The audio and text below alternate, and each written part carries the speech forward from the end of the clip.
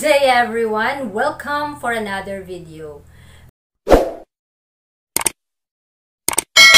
Sa oras na ito, ating pag-aaralan na muli ang mga salita ng Panginoon na makikita sa The Voice, Speech and Song, nasa chapter 29 na po tayo, entitled Papuri at Pasasalamat.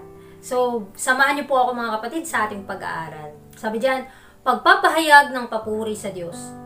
Mga kapatid, ang Panginoon ang ating Diyos. Kung si Kristo ay nabuo sa loob, ang pag-asa ng kaluwalhatian, mayroon tayong pag-asa sa Diyos na imposible para sa atin na manatili sa ating sarili. Pupurihin natin siya. Hindi natin siya pinupuri gaya ng nararapat. Ang sinumang nag-aalok ng papuri ay lumuluwalhati sa Diyos. Ngayon, sa halip na magsalita ng mga masasakit na salita, at magsabi ng ating mga pagsubok at pagdurusa, pasalamatan natin ang Diyos na tayo ay makapagsalita sa lahat at magpasya na tayo ay magsisikap na luwalhatiin ang kanyang pangalan. So ito po mga kapatid ay isang paalala sa atin na tayo po ay kailangang magpasalamat sa Panginoon. Ano man ang ating mga nangyayari sa ating buhay, pagsubok na ito, may kagalakan ba tayo or kalungkutan, lahat ng ito ay dapat papurit pasasalamat talaga sa Kanya. Imbis na magsalita po tayo ng mga masasakit na salita o nakasanayan na po natin magsalita na hindi karapat-dapat na salita, ipanalangin po natin sa Panginoon na tayo po ay makakapagsalita na naaayon sa Kanyang kalooban. Luwalhatiin po natin siya dahil binigyan niya po tayo ng talento ng pagsasalita para sa Kanyang gawain. Para po sa pagpapatuloy, sabi diyan, patuloy na papuri. Ang ating mga tinig ay dapat na mas madalas na marinig sa papuri at pasasalamat sa Diyos. Ang kanyang papuri ay dapat na patuloy na nasa ating mga puso at sa ating mga labi. So ito po yung gusto ng Panginoon, lalong-lalo na sa mga taong nag-aangkin na kanyang tagasunod.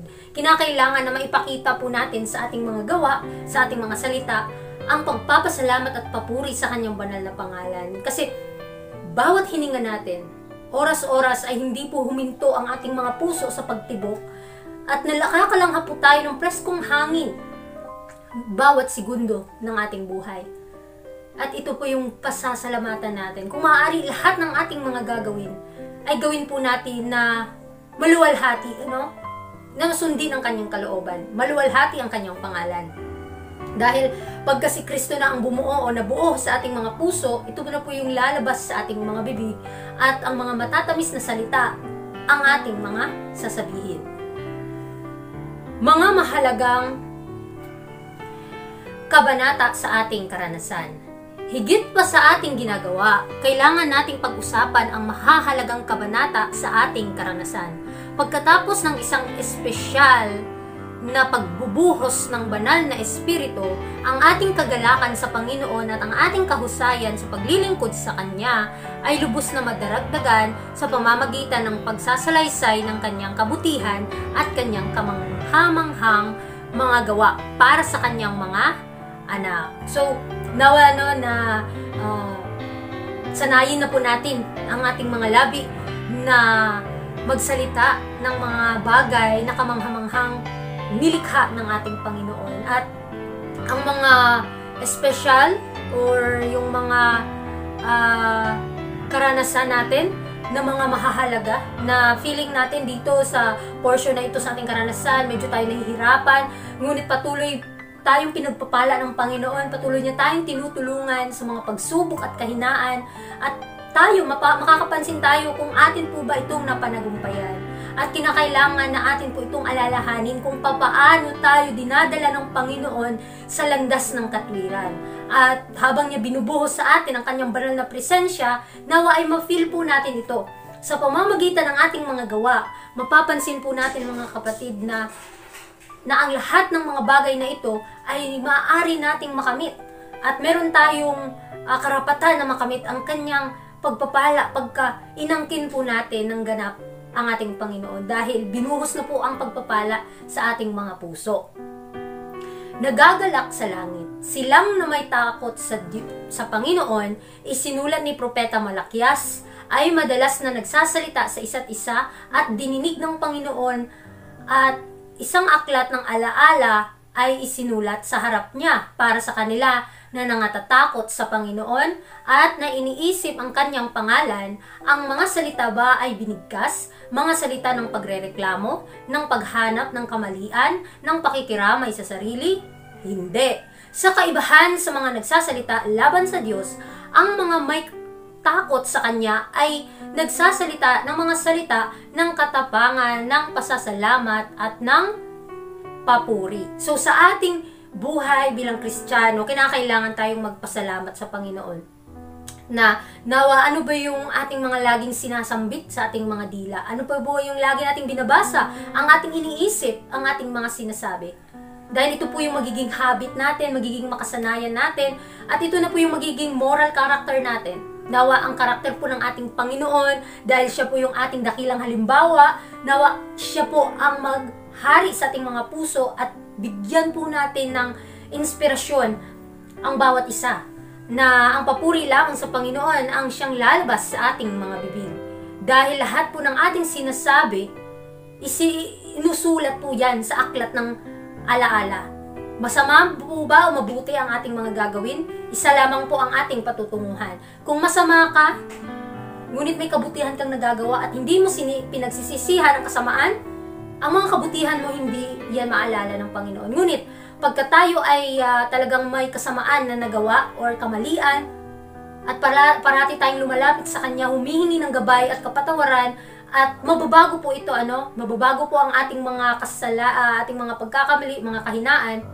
Hindi na po alalahanin ng Panginoon ang ating kamalian. Bagkus tayo ay makipag-communicate sa Panginoon na mas kapitan po natin ang Kanyang pangako. At higit sa lahat, makakapanagumpay tayo dito. At pangako niya, hindi niya na po alalahanin ang ating mga kasalanan. Ang gayong mga salita ay nagpapasaya sa buong langit. Ang mga nagbibigkas ng mga ito ay maaaring mahirap sa makamundong pag-aari, ngunit sa pamamagitan ng tapat na pagbibigay sa Diyos ng bahaging inaangkin niya, kinikilala nila ang kanilang pagkakautang sa Kanya. Ang paglilingkod sa sarili ay hindi bumubuo sa mga kabanata ng kanilang kasaysayan ng buhay. Sa pag-ibig at pasasalamat na may mga awit ng kagalakan sa kanilang mga labi, dinadala nila ang kanilang mga handog sa Diyos na nagsasabi gaya ng ginawa ni David, sa iyo ay walang bayad, kaming ibinibigay sa iyo. So lahat ng ating mga naangkin dito sa mundo ay pinagkaloob na ng ating Ama sa langit sa pamamagitan ni Kristo. Ibinuhos na sa atin ang lahat ng bagay. Atin pong naangkin ang lahat, buhay, pag-asa, mga bagay na mga temporaryo. At nawa ay atin po itong bigyang pansin sa ating buhay. Huwag po natin sasayangin ang oras dahil isa din po itong pagpapala ng Panginoon sa atin. Bigyan po natin ng lugar sa ating mga puso ang Kanyang mga pinagkakaloob sa atin. At nawa ay gamitin po natin ang ating mga talento para mapaglingkuran siya ng tama at ng katapatan.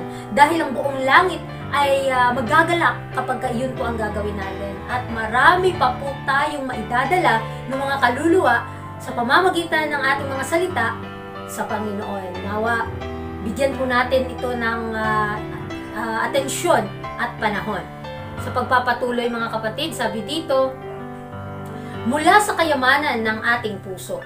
Kung tinatamasa natin ang pag-ibig ng Diyos sa ating mga puso, may sasabihin tayo. Mula sa kayamanan ng ating puso ay maglalabas tayo ng mabubuting bagay. Ibibigay natin sa Diyos ang bunga ng ating mga labi. Ang ating mga salita ay magiging mga salita ng papuri at pasasalamat. So ito po yung ninanais ng Panginoon sa bawat isa sa atin, na yung mga pagpapala na pinagkaloob niya sa atin ay bigyan po natin ito ng bunga. So ano po ba yung bunga na lumalabas sa ating mga bibig? Ano po ba yung mga nakasanayan nating mga sinasabi? Dahil ito po yung nagmumula sa ating mga puso. Pagka pinadalisay at pinabanal na po ng Panginoon ang ating mga puso, ito po ay hindi na itatago. Ito po ay lalabas sa ating mga bibig. Magiging kasanayan na po natin na magsalita ng mga bagay na makalangit. Mga matatamis na salita, mahinahon na salita, mga salitang papuri at pasasalamat. Ang awa at katotohanan ng Diyos. Nakita ko na ang Diyos ay naging maawain sa pagbibigay sa atin ng kapangyarihan ng pagsasalita.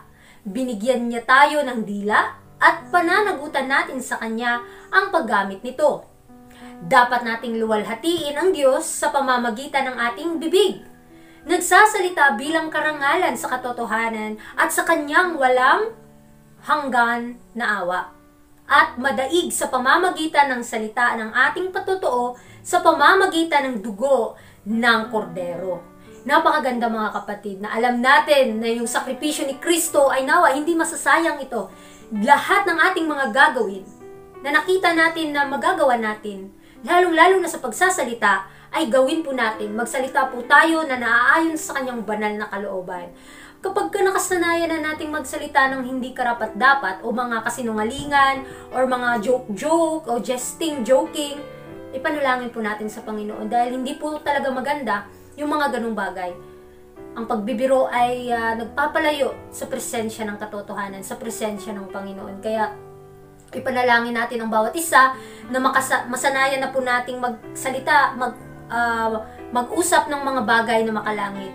At ang tangi lamang natin gawin ay magbasa ng Kanyang mga salita, ipanalangin sa Panginoon na malakaran po ito dahil sa ating mga paningin, sa ating mga pag-iisip, nag-create po ito ng imahinasyon.